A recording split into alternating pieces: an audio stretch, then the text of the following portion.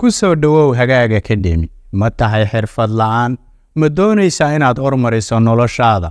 Ma kaa maqan yihiin xirfadahan hoos ku qoran? Number 1 xirfadda fagaara ka hadalka. Number 2 xirfadda habqoridda qoraalka. Number 3 maamulidda waqtiga. Number 4 xirfadda nooca shakhsiyadaada iyo awoodahaaga. Number 5 xirfadda wadaxaajoodka iyo doodaha. Number 6 xirfadda xallinta mashaakilaad. Haddaba haddii ay jawaabtaadu aad tahay Hagaag Academy waxa ay bilaabaysaa Diploma in Communication and Personal Development oo soconaysa muddo 6 bilood ah. Diblomadan oo ay horay uga aflaxeen dhalinyaro badan oo Soomaaliyeed kuna qaadan doonto 9 xirfadood oo ay ka mid yihiin kuwa aan horay ku soo sheegnay. Haddaba haddii aad danaynayso isdiiwaan geli oo hadda soo gaar Hagaag Academy xafiiskeena oo ku yaala Laamiyaraha Soobe dhabarka dambe ee jaamacadda Simad ama nagala soo xiriir nambarada shaashada ku qoran. Hagaag Academy wayga xirfadaha iyo horumarinta bulshada. Mahadsanidin.